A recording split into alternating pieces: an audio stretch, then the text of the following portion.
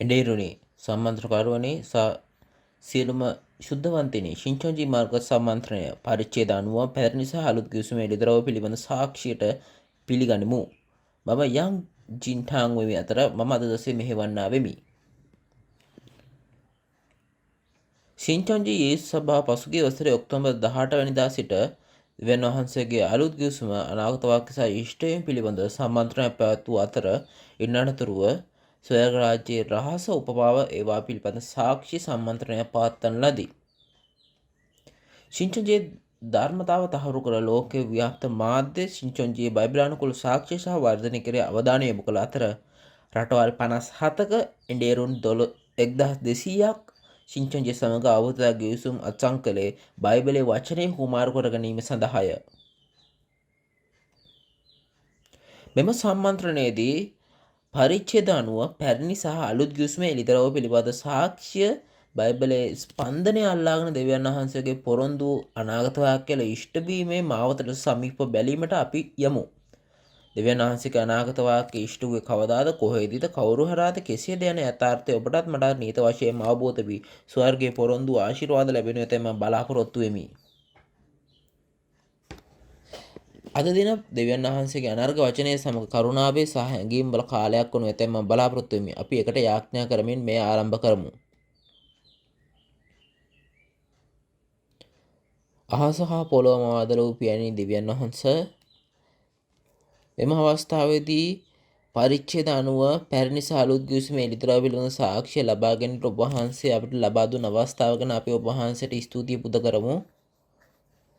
අපි අද දින සිට මෙහෙවර මධ්‍යස්ථානයේ ද්විතීක පාඨමාලාව ලෙස පරිච්ඡේද 90 පැරණි සහ අලුත් ගිවිසුමේ එළිදරව් පිළිබඳ සාක්ෂිය ආරම්භ කරමු. එළිදරව් වචනේ අනාගත වාක්‍ය කියන පොරොන්දු එඬේරා සභාපතිතුමා සමග දෙවියන් වහන්සේ සහ යේසුස් වහන්සේ සිටින ඇතැයි මම විශ්වාස කරමි. ඔබගේ එළිදරව් වචනයට සාක්ෂි දෙන විට සෑම කෙනෙකුටම සැබෑ සත්‍ය අවබෝධ කර ගැනීමට අපට මහත් කරුණාව ලබා දුන මැනව. අවසන් මෙම සම්මන්ත්‍රණ අවසන් වනතුරුම ස්වර්ගීය ශුද්ධාත්මයන් වහන්සේ අප සමග සිටින බවත් මේ වචන අසන ලෝක පුරා සිට සියලුම මනුෂ්‍යයන්ට ඔබගේ ස්වර්ගීය සහ සදාකාලික ජීවනයේ ආශිර්වාද ලබා දෙනු ඇතැයි මම දැඩි ලෙස ප්‍රාර්ථනා කරමි. මේ සියලුම දේවල් ජීවනයේ වන්නා වූ යේසුස් වහන්සේගේ නාමයෙන් යාඥා කරමි. ආමෙන්.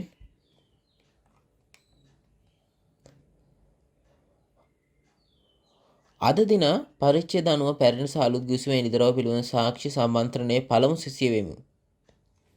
අද අපගේ යේසුස් සභාවේ සභාපති මාණ්ඩලිතුමා වචන ලබා දෙන අතර අලුත් ආස අලුත් පොළොව පිළිබඳ සාක්ෂි ලබා දෙනු ඇත. එළිදරව් පොතේ සාක්ෂි මණ්ඩප දේව මාලිකාව දෙවියන් වහන්සේගේ අනර්ග කැමැත්ත සහ අභිරහස අවබෝධ කර ගැනීමෙන් යේසුස් සභාව සඳහා වූ පොරොන්දු එඬේරාට සවන් දීමෙන් ඔබත් මම සියල්ලම ස්වර්ග රාජ්‍යයට ඇතුළු වනු ඇතැයි මම බලාපොරොත්තු වෙමි. දැන් අපි පොරොන්දු එඬේරා සභාපති මාණ්ඩලිතුමාව අත්පොලසන් ආදයකින් පිළිගමු. ඔව්, ආගමික නායකයනි, මේ සියලුම ලෝකේ පුරා සිටිනා සියලුම දෙනාටම සුව පැතුම්. ඔබ සියලු දෙනාම පිළිගන්නවා. මම ලීමාන්හි වෙමි. ශිංචොන්ජී යේසුස් සභාවේ සභාපතිතුමා වන්නෙමි. අද දවසේ ආවරණය කරන මාතෘකාව බවට පත් වෙන්නේ අලුත් ආස සහ අලුත් පොළව, සාක්ෂි මණ්ඩප, දේව මාලිගය යන මාතෘකාව තමයි මම ආවරණය කරන්නේ.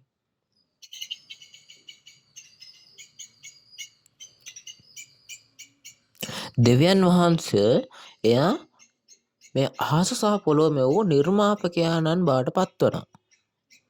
එතකොට ඒ වගේ දෙවියන් වහන්සේ කෙනෙක් එයා මේ ලෝකයේ නැහැ. නමුදු එයා අපෙන් ගොඩක් ඈතක එනම් ස්වර්ග රාජ්‍යය තමයි වාසය කරන්නේ. ඇයි ඒක එහෙම වුනේ? මේක සිද්ධ වුනේ මේ මිනිස්සයා දෙවියන් වහන්සේ හදපු ගිවිසුම ආරක්ෂා නොකළ බැවින් තමයි මේ කාරණේ සිද්ධ වුනේ. එතකොට කවුද මෙන්න මේ විදිහට මේ අතහැරලා ගියපු ලෝකේ මොන ආත්මේ විසින්ද මේ ලෝකේ පාලනය කරන්නේ? එතකොට එහෙනම් මේ දෙවියන් වහන්සේගේ සතුරා වන්නා වූ රැවටිලිකාරයා එනම් යක්ෂයා තමයි මේ ලෝකේ පාලනය කරනු ලබන්නේ. මේක විතරක් නෙමෙයි. මේත් එක්කම මනුෂ්‍ය වර්ගයා කෙරෙහි මරණය පැමිණියා. මේ සත්‍ය වශයෙන්ම දුක්ඛදායක සිදුවීමක්. මේක නිසා තමයි දෙවියන් වහන්සේ අවුරුදු 6000ක් පුරාවටම තමන්ගෙන් නැතිවෙච්ච දෙය තමන් වෙත ලබා ගැනීමටත් අනිත් අය නොදන්නා අයට කියලා දෙන්නත් තමයි මේක සිද්ධ වුණේ. අපි මේ ඉතිහාසයේ ගලා යමු පොඩ්ඩක් ගිහිල්ලා බලමු. එතකොට අපිට කියලා තියෙනවා මේ මෝසෙස්ගේ දවස් ගැන අපිට උගන්වලා තියෙනවා. මෙතන යුදෙව්වෝ ඉන්නවා. එතකොට මේ මෝසෙස්ගේ නීතියත් එක්ක මේ හිතුවක්කාර වෙච්ච කට්ටිය ඉන්නවා. එතකොට දැන් යේසුස් වහන්සේගේ වචනේ අවිශ්වාස කරලා මේ මෝසෙස්ගේ වචනේ විතරක් යුදෙව්වෝ විශ්වාස කරේ ඇයි? යේසුස් වහන්සේ මේ එකපාරටම මේ කිසිම විදිහකට එකපාරටම මේ පටන් ගත්තා නම් කවුරුත් විශ්වාස කරන්නේ නැහැ. යේසුස් වහන්සේ මේ පොළොවට එන්නට පෙර දෙවියන් වහන්සේ තමන්ගේ වචනය මේ අනාගත වක්තෘවරුන් හරහා පරණ ගිවිසුමේදී කියලා තමයි යේසුස් වහන්සේ වෙව්වේ. ඔව්. මෙම යේසුස් වහන්සේ දෙවියන් වහන්සේගේ පුත්‍රයන් වහන්සේ මේ කන්‍යාවක් කරහා තමයි මේ බෙත්ලෙහෙමේ ඉපදෙනවා කියලා කියන්නේ. එතකොට මේ යෙරුසලමට හොඩලුවක පිටේ යනවා. එතකොට මෙන්න මේ තරමට වෙනකම්ම මේ පොරොන්දුව දීලා තියෙනවා පරණ ගිවිසුමේ යේසුස් වහන්සේ තමයි මේ පරණ ගිවිසුමට අනුව තමයි පෙනී සිටින්න පටන් ගන්න. යේසුස් වහන්සේ පෙනී සිටියේ මේ පරණ ගිවිසුමේ පොරොන්දුවට අනුව තමයි එතුමන් වහන්සේ ආවේ. එතකොට මිනිස්යන් කෙසේ වුවද මෝසෙස්ගේ ව්‍යවස්ථාව විශ්වාස කරා. නමුත් දෙවියන් වහන්සේගේ පොරොන්දුව විශ්වාස කරේ නැහැ. යේසුස් වහන්සේගේ පොරොන්දුවත් විශ්වාස කරේ නැහැ. ඇයි ඒක එහෙම දෙයක් බවට පත් වුනේ? එතකොට මේ මිනිස්සු ඒගොල්ලන්ගේ ඇදහිල්ල මේ ජුවලිතභාවයෙන් ඇදහිල්ල කරමින් මේ යාඥා කිරීම විතරයි කරේ. ඒගොල්ලොන් තේරුම් අරගෙන හිටියේ නැහැ. ඒ වගේම ඒගොල්ලෝ විශ්වාස කරේ නැහැ දෙවියන් වහන්සේ පරණ ගිවිසුමේ පොරොන්දු වූ දෙය. මේක නිසා තමයි ඒගොල්ලෝ යේසුස් වහන්සේ විශ්වාස නොකළේ. ඒ පොරොන්දුවට අනුව ආපු යේසුස් වහන්සේ විශ්වාස නොකළේ මේ හේතුවයි. යේසුස් වහන්සේ දෙවියන් වහන්සේගේ පුත්‍රයාණන් වහන්සේ. එහෙම වුණත් ඒගොල්ලෝ යේසුස් වහන්සේට පීඩා කරන්න ගත්තා. එයා ලබ්ධියක්. එයා බොරු කියනවා කියලා. එතකොට කවුද මේ පීඩා කරපු කට්ටිය? ඔවුන් තමයි මේ යෙරුසලමේ සිටියා වූ එඩේරුන්. මේ ලෝකය මේ හොඳම ඇදහිල්ල තියනවා කියලා හිතපු කට්ටිය. එතකොට ඇයි මේ යෙරුසලමේ හිටපු කට්ටිය යේසුස් වහන්සේව පිළිගත්තේ නැත්තේ? යේසුස් වහන්සේව බාරගත්තේ නැත්තේ? මක් නිසාදයත් ඒගොල්ලෝ දැනගෙන හිටියේ නැහැ. දෙවියන් වහන්සේගේ පරණ ගිවිසුමේ අනාගත වාක්‍යවත් දැනගෙන හිටියේ නැහැ. ඒක තේරුම් අරගෙනත් හිටියේ නැහැ.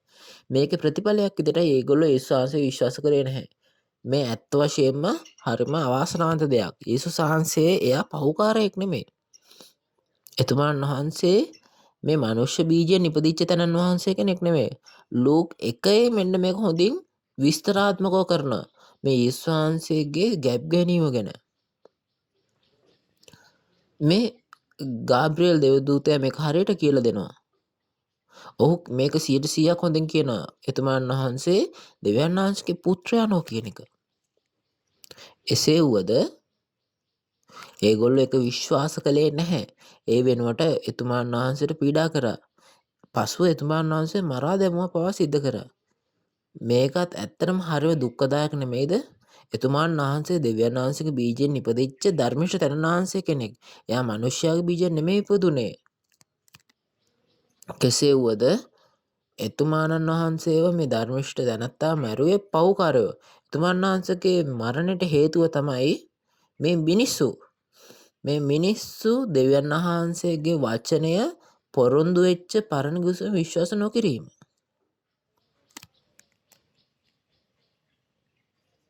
මෙම හේතුව නිසාවෙන් තමයි දෙවියන් වහන්සේගේ පුත්‍රයා මනුෂ්‍ය ලෝකයාගේ පාපය දරාගෙන පාපය වෙනුවෙන් දීපිදුවේ. කෙසේ වුවද යේසුස් වහන්සේ මේ පළමු පැමිණීම් කාලේ එන විට මේ කුරුසිය දරාගෙන මේ ලෝකය මේ යෑම පමණක් නෙමෙයි එතනින් ඉවර වෙන්නේ නැහැ. දෙවියන් වහන්සේ ඊට කලින් මේ යේසුස් වහන්සේ පොළොවට ආවට පස්සේ සිද්ධ වෙන දේත් මේකේ ලියලා තිබ්බා. එතකොට දෙවියන් වහන්සේ එතුමාණන් වහන්සේ දුර ඉඳන් මේක කරත් මේක මේ විදිහට කරන්න පුළුවන් උපරිමයෙන් කරත් මිනිස්සු මේක විශ්වාස කරන්නේ නැහැ. දෙවියන් වහන්සේ යේසුස් වහන්සේ කුරුස ඇන ගැසුවන් පසුව එතුමාණන්ගේ සලුව පිණිස දාවුද් දමනවා කියන එකක් ලියලා තිබ්බා. එතකොට කලින් ලියලා තිබ්බා යේසුස් වහන්සේට තිබහා වුණාම මේ කාඩි බොන්න දෙනවා කියන එකක් දුන්නා. මිනිස්සු මේකවත් දැනගෙන හිටියේ නැහැ. එතකොට මේක ඇත්තට මේගොල්ලන්ගේ ඇදහිල්ල කිසිම මේ ගතානුගතික ඇදහිල්ලක් තමයි කරේ. ඔබ මේ දේවල් ගැන හිතලා බැලුවද කලින්? එතකොට ඒගොල්ලෝ ඇයි මේ ධර්මිෂ්ඨ යේසුස් වහන්සේව මේ දෙවියන් වහන්සේගේ පුත්‍රයාව මැරුවේ? ඒගොල්ලෝ අඥාන නිසා. ඒගොල්ලෝ මේ බයිබලය ගැන දන්නේ නැති නිසා. ඒගොල්ලෝ විශ්වාස කරනවා කියලා කිව්වට හොඳයි විශ්වාස කරනකොට ඒ හැම දෙයක්ම නිකන් ඒක පෙනුම් කරේ නැහැ. මොකද ඒගොල්ලෝ දෙවියන් වහන්සේගේ පොරොන්දු විශ්වාස නොකරපු නිසා. ඒගොල්ලන්ට පොරොන්දු නොතේරුණු නිසා. එතකොට එහෙනම් මේක පරණ ගිවිසුමේ යේසුස් වහන්සේ කියපු දේ මොකද්ද? මේ එක දෙයක්වත් පරණ ගිවිසුමේ කියලා ඉෂ්ට නොකරපු එක දෙයක්වත් නැහැ. දෙවියන් වහන්සේ අලුත් කාර්යයක් පටන් ගත්තා. එතුමන් වහන්සේ මේක පරණ ගිවිසුමේ මේ වර්ග දෙක බීජ වපුරනවා කියලාත් කිව්වා. මේක අලුත් දේ හදන්නලු ඒක කරනවා කියලා කිව්වේ. එමෙන්ම අලුත් ගිවිසුම නිපදවනවා කියලාත් කිව්වා. මේ දේ සිද්ධ වෙන්නේ මේ ඔක්කොම ඉවරුණාට පස්සේ ඒක තීන්දුවනේ කියලා කිව්වේ මේ ඉසයි. තීන්දුවනේ කියලා කිව්වේ යොහන් 19:30 කියන්නේ මේක. යේසුස් වහන්සේ එතුමාන් වහන්සේ හැමදාම ඉෂ්ට කරපු නිසා තමයි ඒක තීන්දුවනේ කියන්නේ. යේසුස් වහන්සේ බීජය වැපුරුවා. දෙවියන් වහන්සේගේ බීජය මේ වචනයට අනුව ඉෂ්ට කරා. ඊට පස්ව කුරුසිය දරාගෙන එතුමන් වහන්සේ උකුත් වුණා. ඔව් එතුමන් වහන්සේ ඒ කළසේක. එතකොට එහෙනම් මේ වර්ග දෙකක බීජ වපුරන එක විතරද ඉතුරු වෙන්නේ? ලූක් 22:14 ඉඳන් 20 අපි ගිහිල්ලා බලපුවාම එතන කියන්නේ කොහමද? මේ අලුත් ගිවිසුමක් හදනවක් නිසාදත් එය අලුත් ගිවිසුමක් ස්ථාපිත කරනවා කියලා පොරොන්දු වෙච්ච නිසා. මේ නිසා යේසුස් වහන්සේ හැම දෙයක්ම එතුමන් වහන්සේට ඉෂ්ට කරන්න තිබ්බ හැම දෙයක්ම ඉෂ්ට කරා. එතුමන් වහන්සේ පරණ ගිවිසුම විතරක් නෙමෙයි ඊට අමතරව හැම දෙයක්මත් ඉෂ්ට කරා. එම නිසාවෙන් මේ පසුකර යාමේ මංගල්‍ය දවසේදී ඔබ හොඳින්ම දන්නා පරිදි මේ පසුකර යාම ගැන හොඳි පසුකර යාමේ පාස්කු රාත්‍රිය ගැන දන්න මේ පාස්කු රාත්‍රිය තමයි මේ මෝසෙස්ගේ කාර්යය මේ තිබ්බ ව්‍යවස්ථා මේ බැටපට වගේ රුධිරය හා මාංශය ගන්න එක. එතකොට ඒක සිහි කිරීම පිණිස යේසුස් වහන්සේ තමාගේ ගෝලයන්ව එකට එකතු කරලා තමන්ගේ ගෝලයන්ට කිව්වා ඒ රාත්‍රියේ මොකක්ද සිද්ධ වෙන්නේ? ඉස්සරහට වෙන්න තියෙන දේ ගැනත් කිව්වා. මේ පසුකර යාම මේ බැටළු පැටවන්නන්ගේ මාංශය කාලා ගැලවීම ලැබීම තමයි තියෙන්නේ. යේසුස් වහන්සේ කිව්වා එතුමානම් මේක නැවත පියන් වහන්සේගේ රාජ්‍යයේ ඉෂ්ටයම සිද්ධ වෙන තුරු මම එයින් නොකන්නෙමි කියලා කියනවා. මේක මුද්‍රික පානය ගැනත් කිව්වා. එතකොට මේ තේරුම මොකද්ද මේකේ? අද දවසේදී අපි හැමෝම ඒගොල්ලෝ මේ යේසුස් වහන්සේගේ රුධිරය බීලා ඒගොල්ලෝ ගැලවෙනවා කියලා කියනවා. එතකොට ඒගොල්ලෝ අනිවාර්යයෙන්ම බයිබලයේ තේරුම් ගන්න ඕනේ. බයිබලයේ කියවන්න ඕනේ. මේකද යේසුස් වහන්සේ ඇත්තටම කිව්වේ අපිට කියන එක. යේසුස් වහන්සේ මේ පසුකර යාමේ මංගල දවසේදී මරණ දෙමළ ලැබුවා. මේ ඒ මෝසෙස් කාලේදී ඇත්ත බැටළුවා. යේසුස් වහන්සේ බැටළුවා කියන්නේ එතුමාන් වහන්සේගේ මාංශය හා රුධිරය අපිට ගැලවීම ලබා දෙන හේයිනේ. මේක නිසා තමයි කියන්නේ එතුමාන් වහන්සේ මේ ගැලවීමේ බැටළු පැටුවා. එහෙනම් පාස්කු බැටළු පැටුවා කියලා තමයි කියන්නේ. යේසුස් වහන්සේගේ රුධිරය පසුකර යාමේ බැටළු පැටුවාගේ රුධිරය මේ නැවතතාවක් මාගේ පියන් වහන්සේගේ රාජ්‍ය ඉෂ්ටයේදී කාය කනවා බොනවා කියලා කියනවා. මේක අනිවාර්යයෙන්ම ඉෂ්ට වෙනවා. එතකොට මේක දැන්ටම ඒක කියලා අවුරුදු 2000ක් ගිහිල්ලා නැද්ද දැන්ටම? අපි මේ එහෙනම් දැනගත යුතුයි. එහෙනම් මේ මොකක්ද? මේක ස්වර්ග රාජ්‍යයේදී ඉෂ්ට වෙන්නට තියෙන මොකද්ද? මේක අලුත් දේම ඇවිල්ලා ගැන තමයි මෙතන කතා කරන්නේ. අලුත් දේම ඇවිල්ලා ගැන. මේක තමයි යේසුස් වහන්සේ තුමන් වහන්සේගේ රුධිරය වගුරවන්නේ. ඊට පස්ව තමයි මේ වපුරපු බීජය අස්වැන්න ලන්නේ. මේ කොයිතරම් මිනිස්සෙක් තමන් ගැන වර්ණනා කරගත්තත් දෙවියන් වහන්සේගේ වචනේ වෙනස් වෙන්නේ නැහැ. යේසුස් වහන්සේ මේ එතුමන් වහන්සේ මරණයට පත් වුණා ඊට පසුව. මම ඔබට කතා කරපු මාතෘකාව මේ අලුත් ආස අලුත් පොළොව ගැන තමයි තියෙන්නේ. සාක්ෂි මණ්ඩප දේවමාලිගාව අද දවසේ මාතෘකාව. එතකොට මේ ඇත්තටම සාක්ෂි මණ්ඩප දේවමාලිගාව යන කුමක්ද? එතකොට අලුත් ආස අලුත් පොළොව කියන්නේ කුමක්ද? අපි දැනගන්න ඕනි නේද? මේ අලුත් ආස අලුත් පොළොවට කලින් එන පළමු ආස පළමු පොළොව මොකක්ද කියන එකත් දැනගන්න ඕනි.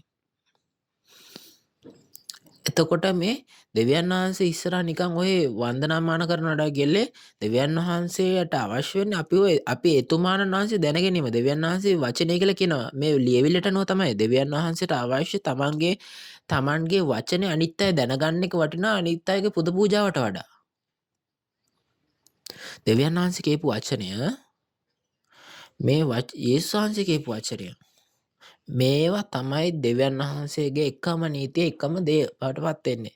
අපි මේ තේරුම් ගන්න ඕනේ මේ වචනේ අපි 100% තේරුම් ගන්න ඕනේ. කෙසේ වුවද මේක හරිම අමාරුයි තේරුම් ගැනීම සඳහා. මේකට හේතුව තමයි මක්නිසාදයත් ගොඩක් දේවල් ලිවිලා තියෙන්නේ උපමා භාෂාවෙන් සහ සංකේතාත්මක භාෂාවෙන්. දෙවියන් වහන්සේගේ දෘෂ්ටි කෝණයෙන් දෙවියන් වහන්සේට වෙන දෙයක් තිබෙන්නේ නැහැ. මක්නිසාදයත් මෙතන සතුරෙක් හිටපු නිසා තමයි මේ දේ කරේ. සතුරා මේ එතකොට එහෙනම් එයා මේක ඇත්තටම අරමුණ දැනගත්තොත් එයා මේකට බාධා කරනවා. මේක නිසා තමයි ස්වර්ග රාජ්‍යයේ රහස උපමා වලින් සහ සංකේත භාෂාවෙන් කිව්වේ. ඔව් එන්න ඒක තමයි හේතුව. එතකොට මේ ඇදහිල්ලේ ලෝකයේ තුල ගොඩක් අය යාඥා කරනවා ඒගොල්ලෝ හොඳ ඇදහිල්ලක් කරනවා කියලා හිතුවා.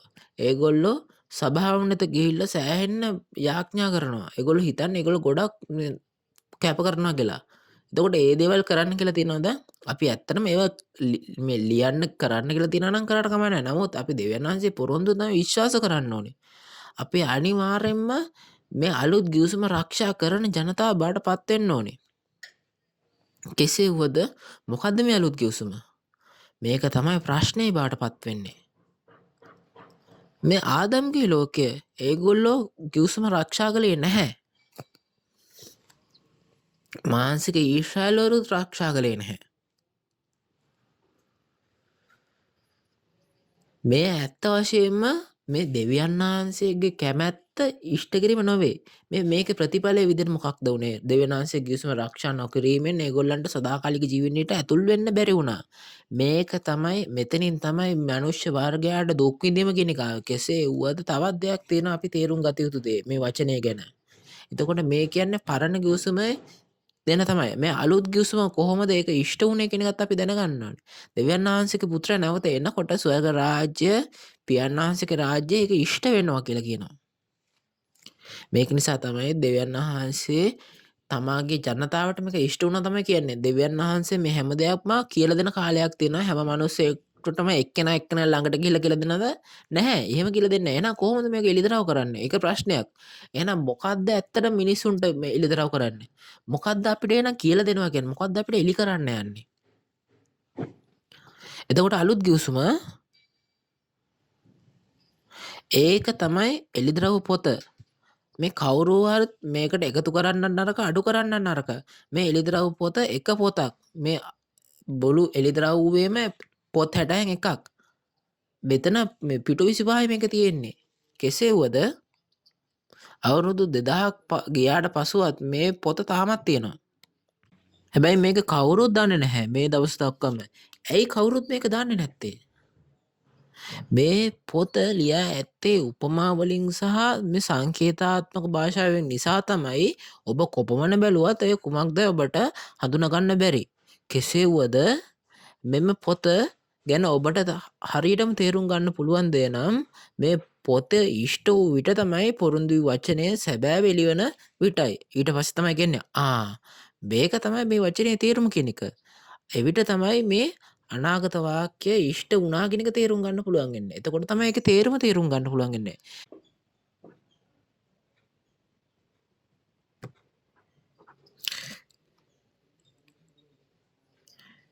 මේ ඉෂ්ටයම සිද්ධ වෙනකන් මේ දෙවියන් වහන්සේගේ දකුණු අතේ මේක තියලා මේ මුද්‍රා හතක මුද්‍රා කරලා ඒක කිසිම කෙනෙකුට තේරුම් ගන්න බැරි විදිහට තමයි දකුණු අතේ තිබෙන්නේ. නමුත් දැන් කාලය පැමිණ ඇති බැවින් දෙවියන් වහන්සේ මේ එතුමන් වහන්සේගේ පුත්‍රයා වන්නා විශ්වාසය ලබා දීලා තියෙනවා. එතකොට යේසුස් වහන්සේ එතුමන් වහන්සේ මේක ගත්තට පස්සේ මොනව කරන්නේ නැද්ද? එතුමන් වහන්සේ එහි ලියා ඇති දේ එකින් එක ඉෂ්ට කළ යුතු නොවේද? මේ ලියවිලා තිබෙන හැම දෙයක්ම ඔව් එතුමන් වහන්සේ ඉෂ්ට කළ යුතුයි. එතුමන් වහන්සේ ඉෂ්ට කරන විට මේ විශ්ව ගම්මා සිටින සියලුම කෙනාට මේක දකින්න පුළුවන් වෙනද? ඒක ඉෂ්ට වෙනකොට එක පුද්ගලයෙක් පමණයි මේක දකින්නේ. එමෙන්ම එළිදරව් 28 22 8 වාර්තා කර ඇති පසුව එතකොට මේවා ලියලා තියෙනවා 22 8 ලියවිලා තියෙනවා එළිදරව්වේ. මෙන්ම මෙතන ලියලා තියෙනවා 16 නිපදෙදි ලියලා තියෙනවා Tamanගේ සභාවන් වලට මේ ඇසූ දුටු දෙයකන සාක්ෂි දෙන මාගේ දූතයා යවමි කියලා තියෙනවා. හැමෝම අද මාතෘකාව පොඩ්ඩක් කතා කරනකොට මේක චුට්ටක් දිගු වෙනවා. චුට්ටක් එක නිසා. කෙසේවද මට ඕගොල්ලන්ට තවත් දෙයක් කීමට ඇත. මේ ශින්චන්චි ගෝත්‍ර 12 නායකයෝ එළිදරව්ව 1 සිට 22 දක්වා පරිච්ඡේද සියල්ලම මුළු ගෝලීය ගම්මානයකටම සෑම රටකම සියලුම ආගමිකයන්ට පැහැදිලි කරා.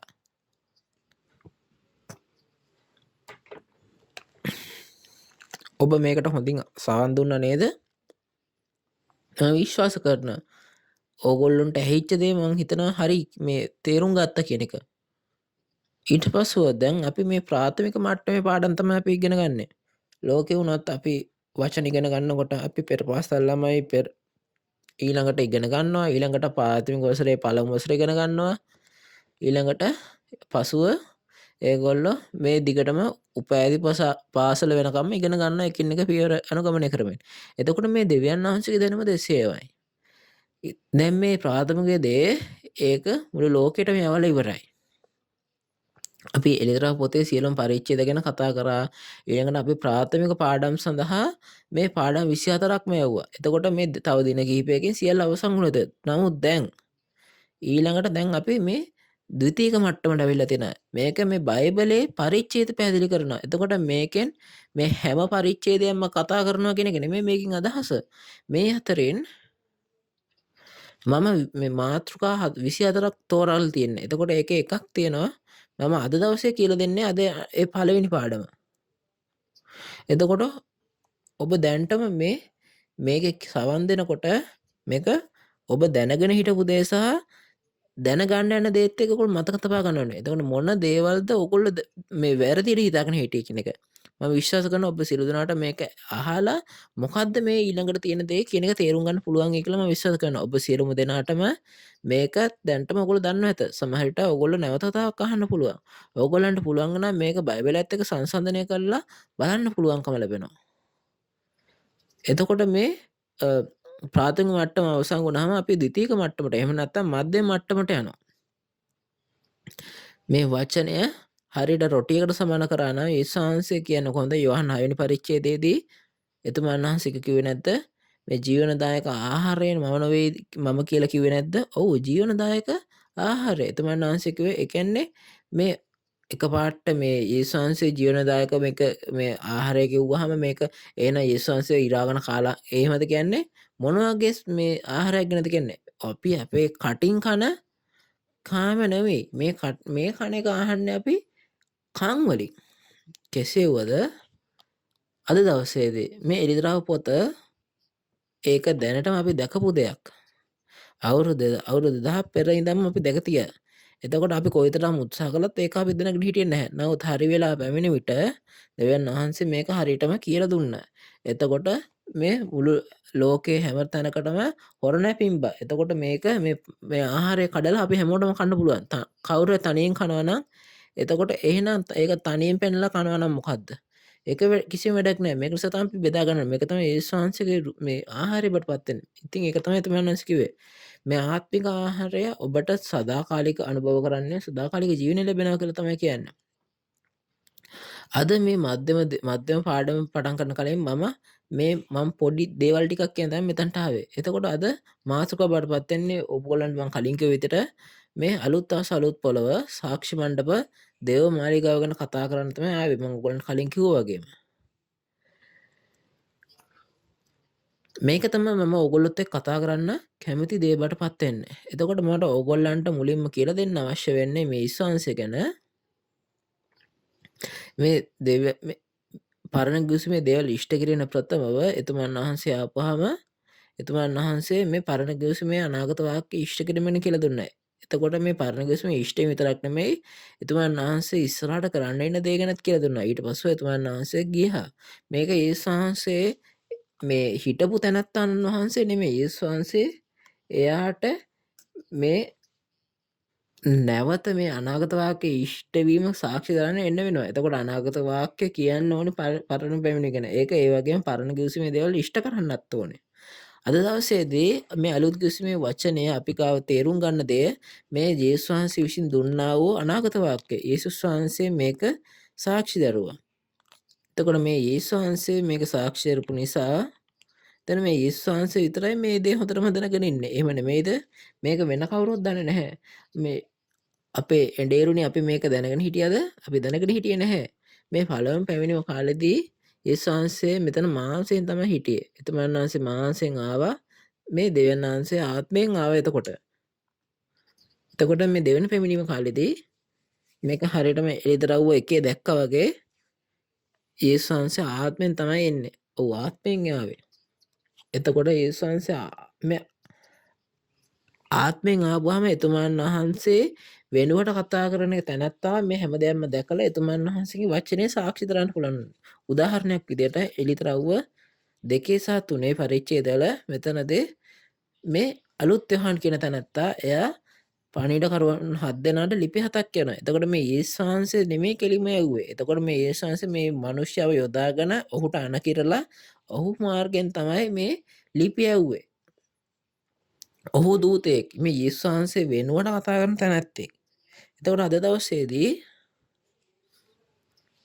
අවුරුදු මේ ගොඩ කාලයකට පෙර යේසුස් වහන්සේ වෙනුවට කතා කරපු දූතයා බටපත් වෙනවා. එතකොට අද දවසේදී කෙසේ වුවද අපි යේසුස් වහන්සේට අවශ්‍ය වෙන එතුමාණන් වහන්සේ වෙනුවට කතා කරන තැනැත්තෙක් වෙන්න අවශ්‍ය නැහැ. කෙසේ වුවද මේ දූතයා මේ යේසුස් වහන්සේ කරන්න කියපු නැති දේවල් කරලා නැහැ. නමුත් එතුමාණන් වහන්සේට අණ කරපු හැම දෙයක්ම ඒ විදිහට කරනවා. ඔව්. ඒක විදිහටම තමයි කරන්නේ. එතකොට ගෝත්‍ර 12 නායකයෝ ඒගොල්ලෝ මේ එලිදරව් පොත හරියට හොරණෑ හතක් වගේ කියලා දෙනවා. එතකොට කෙසේ වුවට මේ එලිදරව් කිසිම වෙලාවක තේරුම් අරගෙන හිටියේ නැහැ. මුළු ලෝකේ කවුරුත් මේක දැනගෙන හිටියේ නැහැ. නමුත් කෙසේ වුවද මේක දෙවෙනි පැමිණීම මේ විදිහටම සිද්ධ වුණා. එතකොට මේ දැකීමත් එක්ක මේ ගෝත්‍ර 12 නායකයෝ මේක සාක්ෂි දරනවා මුළු ලෝකෙටම. මම විශ්වාස කරනවා ඔබ මේ හොඳටම දන්නවා කියලා ඔයගොල්ලෝ හොඳින්ම අහලා තියෙන නිසා. එතකොට අද දවසේදී අපි වෙනස් දෙයකට පොඩ්ඩක් යන්න බලනවා. මේ පරණ සහ අලුත් කිවිසුමේ පරිච්ඡේදවල ඉෂ්ට වීම කොහොමද කියන එක පොඩ්ඩක් පරිච්ඡේද වලින් පරිච්ඡේද බලන්න ඉගෙන ගන්න. එතකොට අලුත් ආස අලුත් පොළොව සාක්ෂි මණ්ඩප දේවමාලිකාව ගැන තමයි අපි ඉගෙන ගන්නන්නේ. එතකොට අලුත් ආස අලුත් පොළොව කියන්නේ ඒක එළිදරව්ව 21 තමයි සඳහන් වෙන්නේ. එතකොට සාක්ෂි මණ්ඩප දේවමාලිකාව කියන එක ඒ සිද්ධ වෙන්නේ එළිදරව්ව 15 වෙනි පරිච්ඡේදයේදී. කෙසේ වුවද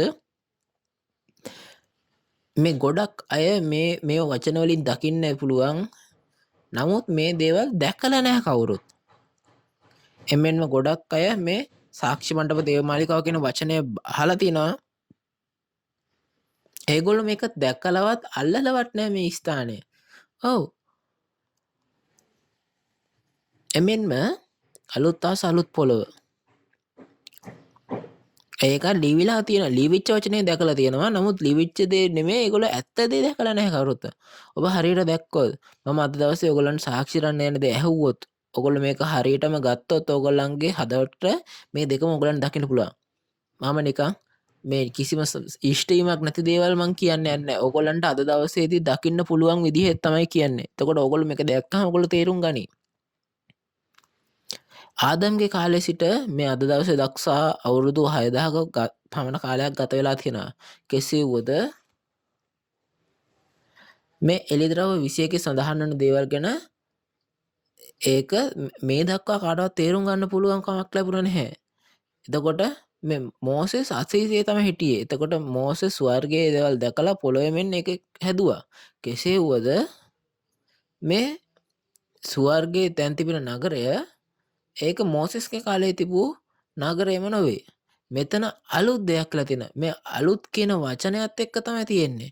මේ අලුත් එරුසලම තමයි පෙනුම් කරා කියලා කියන්නේ. එතකොට ඒක අලුත් එරුසලම කියන්නේ ඒක ඉස්සර තිබ්බ තියෙන මෝසෙස්ට කාලේ තිබ්බ එරුසලම නෙමෙයි. මේ පරණ එකට වඩා වෙනස් එකක්. කෙසේවද මේන් අදහස් කරන්න මොකද්ද? මේ අලුත් අහස අලුත් පොළොව කියන එකේ තේරුම කුමක්ද ඇත්තටම? මේ පළමු අහස පළමු පොළොව අතුරුදහන් වෙනවා කියලා කියනවා. අලුත් අහස අලුත් පොළොව දිස්වනු ඇත කියලා කියනවා. එතකොට මේ පළමුවස පළමු පොළව කොතනින්ද පටන් ගත්තේ? කවද වෙනකන්ද මේක කවදද මේක අවසන් වුණේ? මේ ආදම්ගේ කාලේ සිට අද දක්වා අවුරුදු 6000කට ආසන්න කාලයක් මේ පළමුවස පළමු පොළව තිබ්බ. කෙසේද? ඒක හරියටම එළිදරව් 6 වෙනි පරිච්ඡේදය වගේ එකපාරට අතට දුන්නා. මේකෙන් අවසන් වුණාට පසුව අලුත් ආස අලුත් පොළව නිර්මාණය වුණා. එතකොට මේක ගොඩක් විශාලයි. එතකොට ටිකක් මේක ටිකක් විශ්වාස කරන්නත් අමාරුයි. අත්ත වශයෙන්ම මේක හරියටම විශ්වාස කරන්න අමාරුයි. නමුත් කෙසේ වෙතත් දෙවියන් වහන්සේ පොරොන්දුව කිසි දවසක වෙනස් වුණේ නැහැ. මේ නිසා තමයි අපි අපෙන් අහන්න ඕනේ. මොකක්ද මේ පළමු ආස පළමු පොළව කියන්නේ? මොකක්ද මේ අලුත් ආස අලුත් පොළව කියන්නේ? ඔබ මේක ඔබේ සැබෑව දැක්කද ඔබ? මම දැක්කා. ඉතින් ඒක තමයි වෙනස.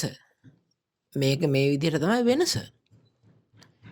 මේ නිසා තමයි පළමු ආස පළමු පොළව ලෝකයේ මෙවූ දාසිර පැවති සියල්ලම ඒවා අවසන් වෙනවා. ඒවා විනාශ වෙලා.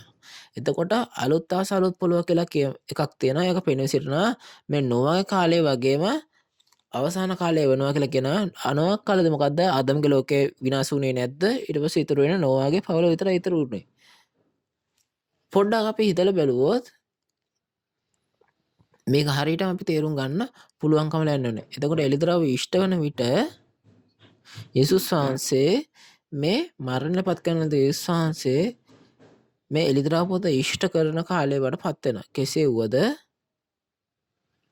එළිදරව් 21 වන පරිච්ඡේදයේදී මෙතන ලියවිලා තියෙනවා පළමු ආස පළමු පොළව පහව යන බවත් අලුත් ආස අලුත් පොළව දිස්වන බවත් කියනු ලබනවා.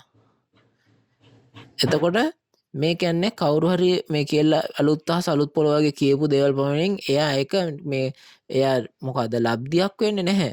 මේ බාම කතා කරන වචනේ බයිබලයේ තිබෙන ආකාරයටයි. මේකෙන් කියන්නේ මම ලබ්ධියක් වෙන මම බොරුවක් වෙනවා කියලා.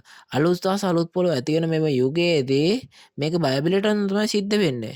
එතකොට මේක අලුත් ආස අලුත් පොළව මේක නිකන් මේ බයිබලයේ නැති දේවල් කරන මස් කියන්නේ නැහැ. ඔව් ඒක හරි. එතකොට මේකෙන් කියන්නේ මේක පරණ දෙයක්ද එහෙනම් අලුත් දෙයක්ද? මේක අලුත් දෙයක් ගැන කතා කරන්නේ. පැරණි දේ නම් පළමු ආස පළමු පොළව. ඒක දැන්ටම අතුරු දහන් වෙලා තියෙනවා. දැන් අලුත් ආස අලුත් පොළව දැන්ටම දර්ශන වෙලා තියෙනවා. එසේනම් මේක පරණ අතීතයට අයිති දෙයක් නෙවෙයි. ඔව් මේක අලුත් ආස අලුත් පොළව. එතකොට මේක එළිදරව් ඉෂ්ට වීමේ කාලෙදී මේක කලින් මීට පෙර ඒ වගේ සිද්ධියක් සිද්ධ වෙලා නැහැ. එතකොට මේකේ තේ තමයි මේක අලුත් යුගයක් කියන එක. තවත් කෙසේ වුවද මෙතන තවත් මේ ප්‍රකාශනයක් තියෙනවා සාක්ෂි මණ්ඩප දේවමාලිගාව කියලා වචනයක් තියෙනවා. ඒක එළිදරව් 15 වෙනි පරිච්ඡේදයේ තමයි තියෙන්නේ. එසේනම් මේ සාක්ෂි මණ්ඩප දේවමාලිගාව කවද්ද ගොඩනගන්නේ? එළිදරව් 12 වන පරිච්ඡේදයේදී මෙතන එතන ඉන්න ජයග්‍රහණය කරන කෙනෙක් ඉන්නවා. ජයග්‍රහණය කරන්න කියලා. එතකොට එළිදරව් 2 3 ජයග්‍රහණය කරන්න කියලා කියනවා. එළිදරව් 12 තමයි හරියම ජයග්‍රාහකයා ඉන්නේ. එතකොට මේ ජයග්‍රාහකව එකතු වෙන්න තැනක් තියෙන්න ඕනේ. ඔවුන් කොහෙද එකතු වෙන්නේ? දෙවියන් වහන්සේගේ මේ වීදුරු මුහුද අසල තමයි රැස් වෙනවා කියලා කියන්නේ. මොකද්ද මේකේ තේරුම? දෙවියන් වහන්සේගේ සිංහාසනය මේ දෙවියන් වහන්සේගේ සිංහාසන එළිදරව් 4 අපිට දකින්න පුළුවන්. කෙසේ වුවද මේ පරිච්ඡේදයේදී මෙතන ලියවිලා තියෙනවා දෙවියන් වහන්සේගේ සිංහාසනය මේ පොළොව මත පිටට එනවා කියලා. එතකොට මේ කොහෙටද මේක එන්නේ? කවදද මේක එන්නේ? කොහෙන්ද මේක එන්නේ? එතකොට මේ ජයග්‍රාහකයෝ පිණි සිට පසුව දෙවියන් වහන්සේගේ සිංහාසනය එතන තමයි එන්නේ. මේක නිසා තමයි මේ ජයග්‍රාහකය කරපු කට්ටිය එළිදරව් 12 වෙනි පරිච්ඡේදයේ ජයග්‍රාහකය කරපු කට්ටිය එළිදරව් 15 සාක්ෂි මණ්ඩප දේවමාලිගාවේ තියෙන විහිදුරු මුහුදට ඉස්සරහට වෙන්නේ. ඊට අමතරව මේක ලියවිලා තියෙන විදිහට සියලු ජාතීන්ම මෙතනට ඇවිල්ලා নমස්කාර කරන්න එනවා කියලා කියනවා. එතකොට දෙවියන් වහන්සේ ආත්මයක් බැවින් අපිට එතුමන් වහන්සේ දකින්න බෑ. කෙසේ වුවද දෙවියන් වහන්සේගේ ආත්මික රාජ්‍යයක් පැමිණෙනවා. ඒකත් අපිට අපේ ඇස් වලින් දකින්න බෑ. මොකද ඒක ආත්මික රාජ්‍යයක් නිසා. කෙසේ වුවද මේ බයිබලයේ අපිට පෙන්눔 කර දෙනවා කවදද කොහෙද දෙවියන් වහන්සේ පැමිණෙන්නේ කියන එක. මෙතනද කියන්නේ කොහොමද මේ සියලු ජාතීන් මේ මෙතන වන්දනාමාන කරගෙන එහෙම නැත්නම් নমස්කාර කරනවා කියලා කියන. එතකොට අපි මේ දේවල් දැකලා කියනවා අපි මේක බොරුවක් කියලා මේ විශ්වාස නොකර ඉන්නවද නැහැ. මේක ඇත්තක්. එතකොට අපිට මේක ආත්මික දේවල් අපේ ඇස් වලින් දකින්න බෑ. නමුත් අපිට මෙතන ජයග්‍රාහකයා අනිවාර්යයෙන්ම පේනව නේද? එතකොට කාත් එක්කද ඔහු සටන් කරේ? එළිදරව් 2 සහ 3 පරිච්ඡේදවල කියන විදිහට කවුරුන් කායක සටන් කරේ? ඔහු මොකක් අරගෙනද තියන්නේ? මේක බයිබලයේ ලියවිලා තියෙනවා. මෙතන කියන්නේ කොහොමද? ඒගොල්ලෝ දෙවියන් වහන්සේගේ පුත්‍රයාගේ රුධිරයෙන් සහ සාක්ෂි වචනයෙන් තමයි සටන් කරා කියලා කියන්නේ. ඔවුන් තමයි දෙවියන් වහන්සේගේ සිංහාසනයේ ඉදිරියේ රැස් වෙච්ච කට්ටියටපත් වෙන්නේ. එතකොට මේ සියලු ජාතීන් මෙතන නමස්කාර කරන්න පැමිණි බිවින් මෙතන පැමිණ නමස්කාර කිරීම දෙවියන් වහන්සේ සිට නිසා නමස්කාර කරන්න පැමිණෙන්න ඕන නෙවෙයිද? හැබැයි හැමෝම අපි මේ වචනයට ගැඹුරින් සවන් දෙන්න ඕනේ.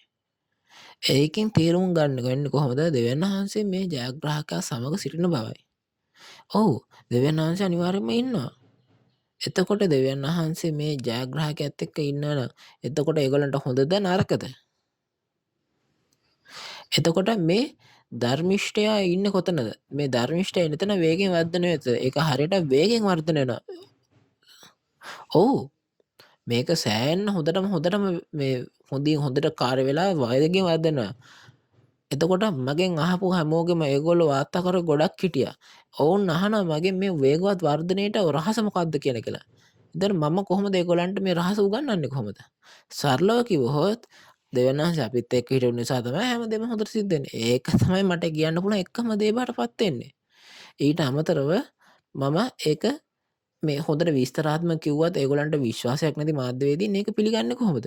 කෙසේ වුවද සැබෑවේදී අපට පෙනෙන දේ නම් මේ ජයග්‍රාහකයා දෙවියන් වහන්සේගේ සිංහාසනයේ ඉදිරිපිට රැස් ඇති අතර සියලු ජාතීන් දෙවියන් වහන්සේ නමස්කාර කිරීමට මෙතන පැමිණෙන බවයි.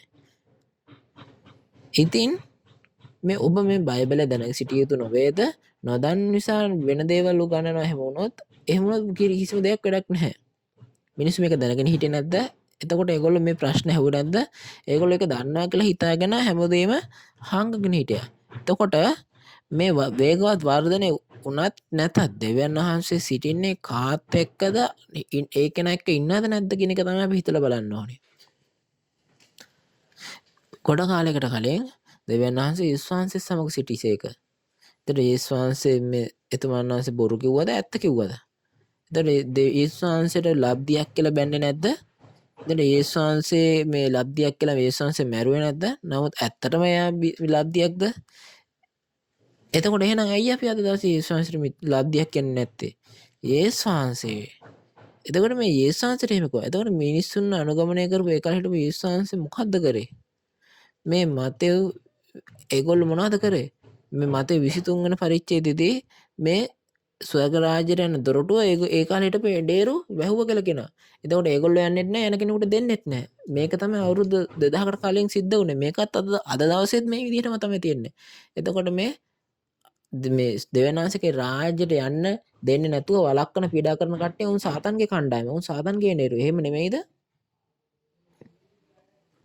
එතකොට මිනිස්සු මේ එකට එකතු වුණාම අසාමාන්‍ය දෙයක් සිද්ධ වෙනවා. එතකොට මේ මිනිස්සු මේක තේරුම් ගන්න පුළුවන් දෙයක් සිද්ධ වෙනවා. එතකොට මිනිස්සු මෙතනට ආවේ මේ දෙවියන් වහන්සේ මෙතන ඉන්නවද නැද්ද? මේ මෙතන ඒක බලන්න තමයි බලන්න එන්නේ. මේක සත්‍ය උගන්වන්නද නැද්ද කියන එක. එතකොට වෙන මිනිස්සු වෙන්නේ මොකටද? මේ සත්‍ය නැති දේවස්ථානයකට එන්නේ නැහැ. අම්බෝ මට බඩකිඩි මේ මට කන්න මොන හරි දෙන්න කියලා නෙමෙයි මෙතනට එන්නේ. එතකොට ඒ පල්ලි වලට යන්නේ දැන් මෙතනට එන්නේ ආත්මිකව කෑම කන්න. එතකොට මේ කන්න ආත්මික ආහාරය කන්න තියෙන තැනට තමයි මිනිස්සු එන්නේ. එතකොට මේක නිකන් මිනිස්සු මෙතනට එන්න නරක ස්ථානයක් නෙමෙයි. ඒක මේ මිනිස්සු ගොඩක් එනවනම් ඒක නරකද නැද්ද? මෙතන සත්‍ය තියෙන නිසා තමයි මේක තියෙන්නේ. ඒගොල්ලෝ කව සත්‍ය නැති නිසා තමයි ඒගොල්ලෝ කාට යන්නේ නැත්තේ. දෙවියන් වහන්සේ කෙනෙක් එතන නැති නිසා, එන වචනයක් නැති නිසා මිනිස්සු ආත්මික ආහාරය ආත්මික බඩගින්න නිසා කන්න තැනක් නැති කමට යනවා. කන්දක ඉන්න මුර්ගෙ බලන්න. ඒගොල්ලෝ හැමෝම කන්දේ හිට මෙහෙට යනවා කන්න බල නැතේ. මේ දියෙහි සිටින අය වෙන්න පුළුවන්, අහසේ ඉන්න අය වෙන්න පුළුවන්, පොළොවේ ඉන්න අය සත්තු වෙන්න පුළුවන්. ඒගොල්ලෝ හැමෝම කන්න දේවල් හොයනවා. එතකොට අපි ඇත්තටම මේ මහ පොළොව මත මේ ආත්මික ආහාර නැති කෙනක අපි දුක් වෙන්න ඕනේ. මේක මේ මිනිස්සු මෙතන කෑම හොයාගෙන ආපු කට්ටියට පීඩා කරන එක හරියනද? මේ වේගවත් වර්ධනය වෙන්නේ ඇයි? දෙවියන් වහන්සේ අපිත් එක්ක ඉන්න නිසා. දෙවියන් වහන්සේ අපි සමග සිටින බැවින් දෙවියන් වහන්සේගේ සත්‍ය වචනේ එළියට එනවා. මෙතන දෙවියන් වහන්සේ ඉන්න නිසා. ඉතින් මේ ආත්මික ආහාරය දැනගන්න ඕන. එතකොට මේ ආත්මික වචනය මේක දන්නේ නැතුව අපි ඔහි ඉඳලා හරියන්නේ නැහැ. එතකොට කවුරු හරි කෙනෙක් එනවා නම් අපි මෙතනට එන්න ඕනේ. එඬේරු හැමෝම එන්න ඕන නැහැ. එඬේරු පවා එන්න ඕනේ. මේක එහෙම නැත්නම් වචනේ නැතුව කිසිම දෙයක් උගන්වන්න බෑ. එතකොට මේ වචන නැතුව මිනිස්සු පලා යනවා ඒගොල්ලන්ගේ. එහෙනම් මොකක්ද එහෙනම් අපි කළ යන්නේ? අපි ඒගොල්ලන් අල්ලගත්තත් අපි ඔය වචනේ නැත්නම් ඒගොල්ලෝ අපි ඒත් දාලා යනවා අපිව. අපි ඒක නේ හිතලා බලන්න ඕනේ. අපි මේක හරියටම වචනේ දැනගන්න ඕනේ. මේ අපේ විවෘත වෙලා සාප කරලා මේ ලබ්ධිය කියන එක මේ වගේ ලබ්ධිය කියන එක මේක මෙච්චර ලස්සන වචනයක්ද? යේසුස් වහන්සේ දුටු විට ලබ්ධිය කියලා කිව්වා. එතකොට යේසුස් වහන්සේ ඇත්තටම ලබ්ධියක්ද? නෑ. එයා සදාකාලික ජීවනයේ ආහාර නිසා තමයි යාට එහෙම කිව්වේ මිනිස්සු. ඒතකොට අද දවසේ සදාකාලික ජීවිතය තිබෙන නිසා මිනිස්සු කන්න එක එකතු වෙනවා. නමුත් නිකම්ම මේක මේ සාප කරනවා පීඩා කරනවා. එතකොට ඒක ඒ මිනිස්සු සාප කරා කියලා ඒගොල්ලෝ එතන නොගෙහින් ඉන්න එක හරිනවද? මේ යක්ෂ ඌ අල්ලා බිම දැම්මත් මේ ඒ කියන්නේ යක්ෂ කට්ටිය ඒගොල්ලන් අල්ලා බිම දැම්මත් ඒගොල්ලෝ ඒ සාප කරනවා. ඒක වෙනසක් වෙන්නේ. අපි මේ දේවල් ගැන හිතලා බලන්න ඕන. මම එක තව වචනයක් අහන්න. මම මේ එඬේරුන්ගෙන් තව එක ප්‍රශ්නයක් අහන්න. එඬේරුනේ ඔබ කොහොමද දෙවියන් වහන්සේගේ බීජෙන් ඉපදිච්ච අය සහ යක්ෂයා බීජෙන් ඉපදිච්ච අය වෙනස වටහා ගන්නේ කොහොමද?